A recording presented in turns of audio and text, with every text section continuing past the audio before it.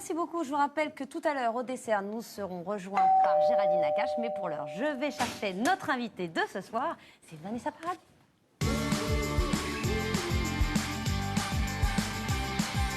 Bonsoir. Je vous embrasse. Hein. Je m'offre ce luxe. Merci pour vous. Merci beaucoup. Je vous présente tous nos partenaires. Bonjour. Emmanuel Maubert, Patrick Cohen. Oui, partenaire, j'aime bien. Et Jérémy Michalak. C'était pas l'idée. C'était pas l'idée. Bien sûr, on a bien compris ce que vous vouliez dire. Et Louana Belmondo, notre merveilleuse Ça va? chef. Oh là là, il y a plein de choses. C'est formidable. Alors je regarde. Oh, un calendrier de l'Avent. Bon, bah ça, voilà. Très bien. C'est le bonjour. Génial, c'est super. Mais oui, on a bien Je vais commencé. avoir 2 chocolats aujourd'hui. Oui, ben voilà, ça va être au moins. Et là, panettone, Emilia. Oh, regardez. C'est quoi? C'est du panettone. Buonissimo, c'est les meilleurs. Il y a les Elle gouttes connaît de ça. chocolat à l'intérieur, c'est ça? Je crois. Si, Parce que c'est si. C'est le meilleur panettone. quoi. J'essaie Il de faut dire l'ouvrir. que c'est le gâteau typique italien pendant les fêtes de Noël. Voilà, bon, je l'ouvre, attends, parce que quand même, pour ceux qui ne connaissent pas, il y en a quand même quelques-uns. On va leur montrer à quoi ça ressemble. Oh, j'ouvre ça très très mal, hein. Voilà, mais je montre. Oh, ça sent bon en plus. Ah, voilà, il est sublime. Vous revenez d'Italie? Non. Non, non. C'est pas grave. C'était une idée comme ça, très bonne idée, effectivement. Alors, ce soir, vous venez nous voir, vous venez nous parler de votre album Love Songs, de votre tournée. Votre album écrit en grande partie par Benjamin Biolay, qui vous accompagne sur scène. Ça, c'est du luxe. C'est incroyable. Ça peut pas. On ne peut pas rêver mieux. Quoi.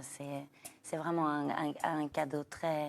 C'est quelque chose de très généreux qu'il fait de m'accompagner sur scène, d'avoir arrangé les chansons anciennes, d'avoir et puis de jouer. Il joue de. Oui, puis c'est un orchestre à lui tout seul. Oui, oui, il joue de 5 ou 6 instruments sur scène.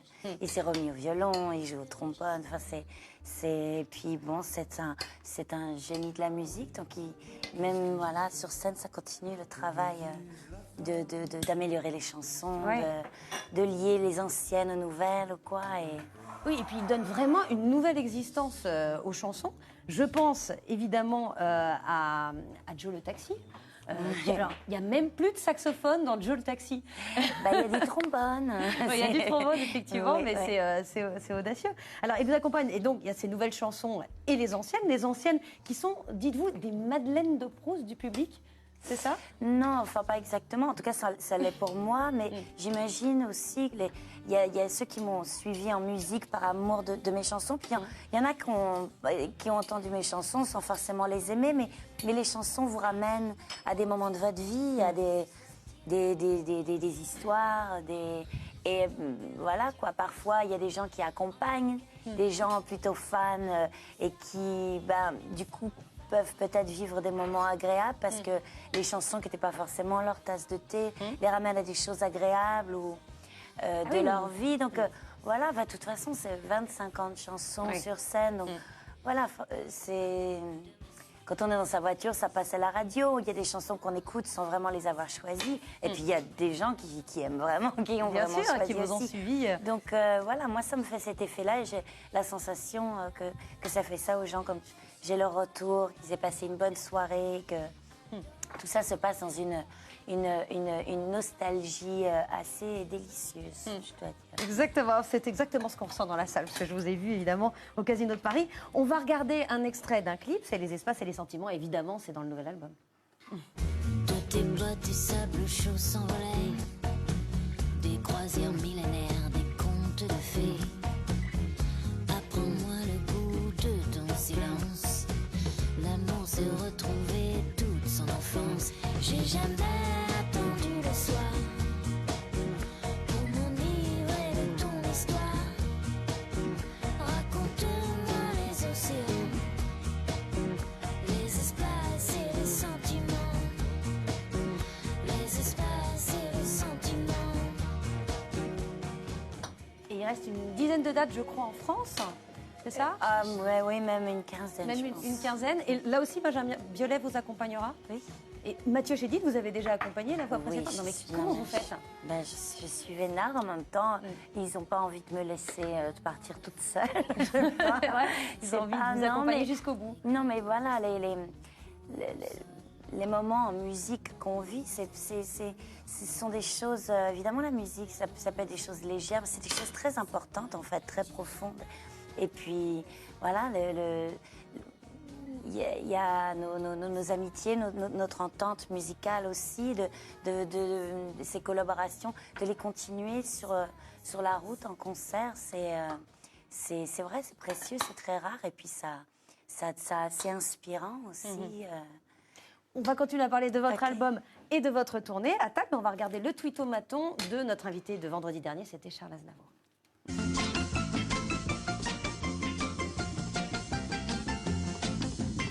3, 2, 1. 0. Ah bah, il manquait Cohen et il manquait Mathieu, c'est ça? Mathieu Noël. Oui, ils manquaient tous les deux. Accidente en italien. Celui où mes parents seraient là. En moi.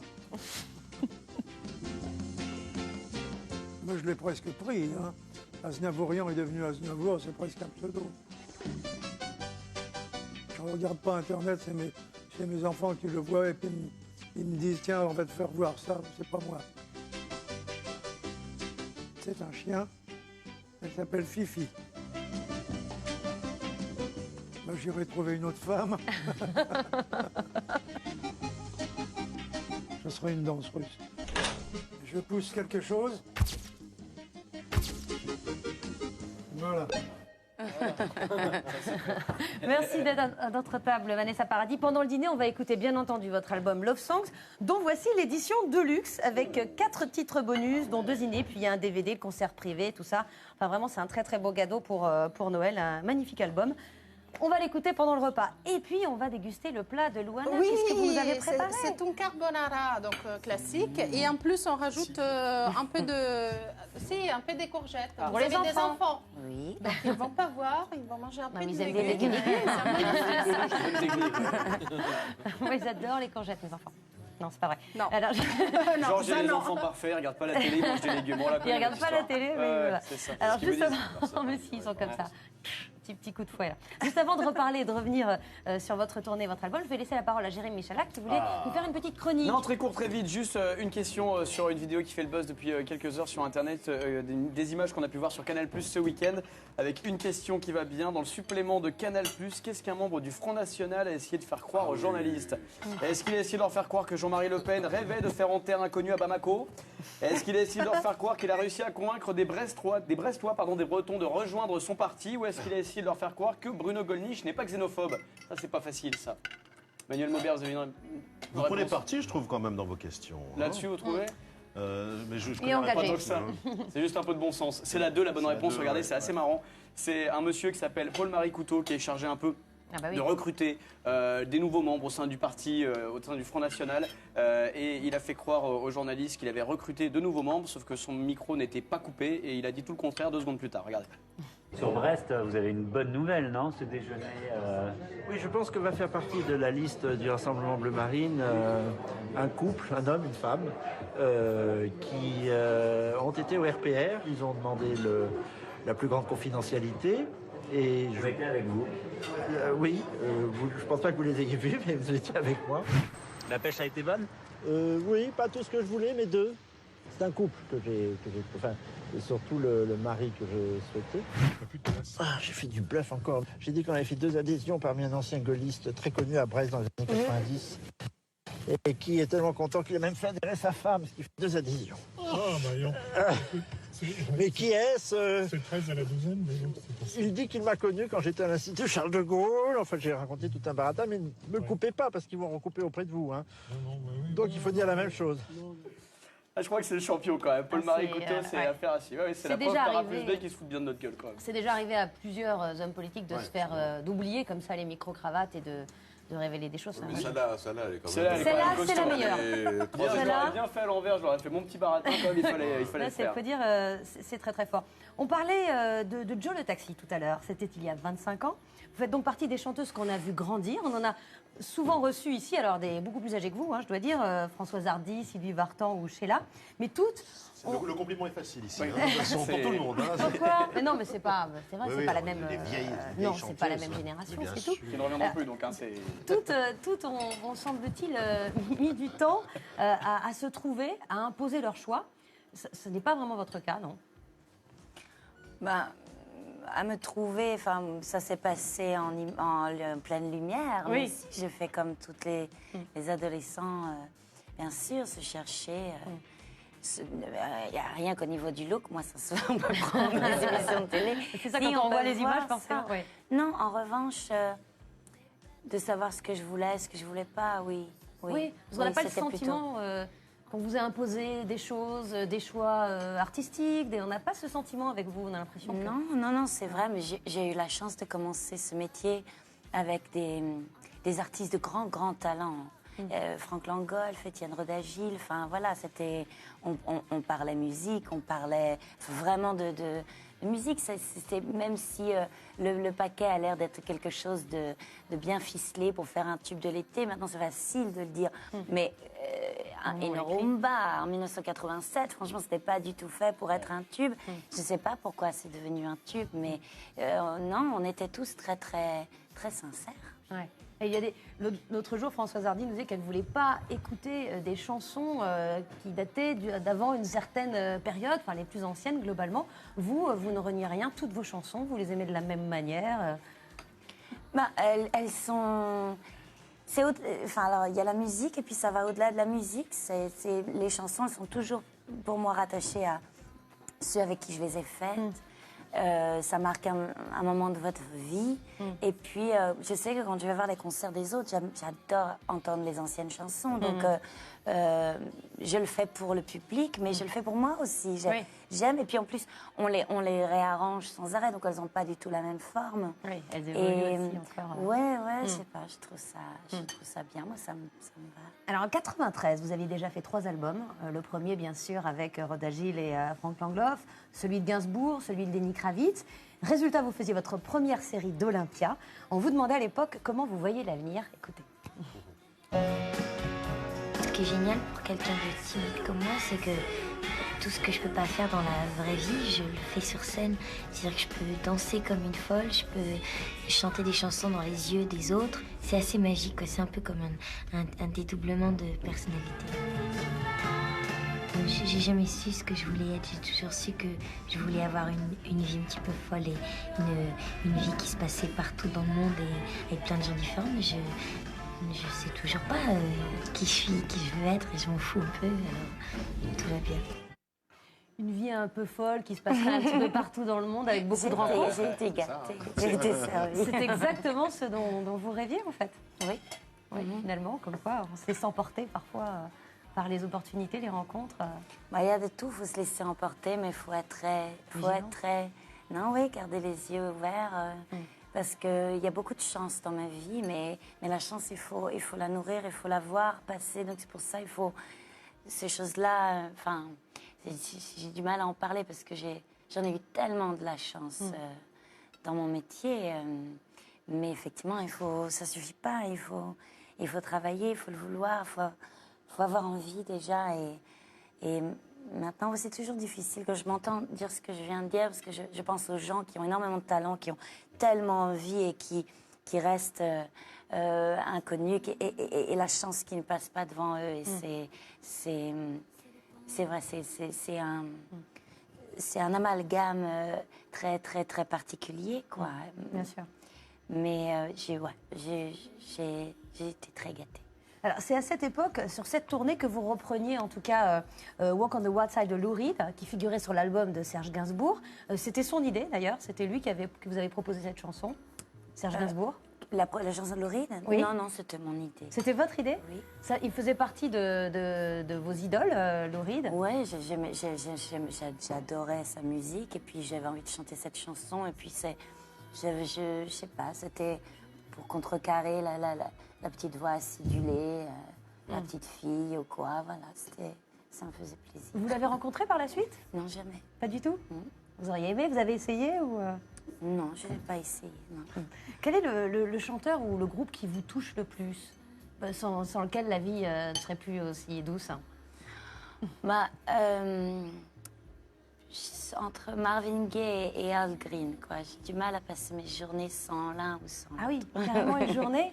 Oui, enfin, surtout en plus quand on est en tournée, on écoute encore plus de musique. Et puis, avec toute l'équipe, on s'échange beaucoup de musique. Oui, c'est... Al Green, c'est comme un feu de cheminée. Tout de suite, ça vous réchauffe, ça met de la joie dans la vie. Alors, vous avez inspiré les plus brillants compositeurs, hein, on les a cités, Serge Gainsbourg, Lenny Kravitz, M, Biolay. Tous sont venus vers vous ou il vous est quand même arrivé parfois d'aller les démarcher? Non, en fait, Serge Gainsbourg, je l'avais entendu dire quelque chose de très gentil sur moi à la radio. Donc c'est là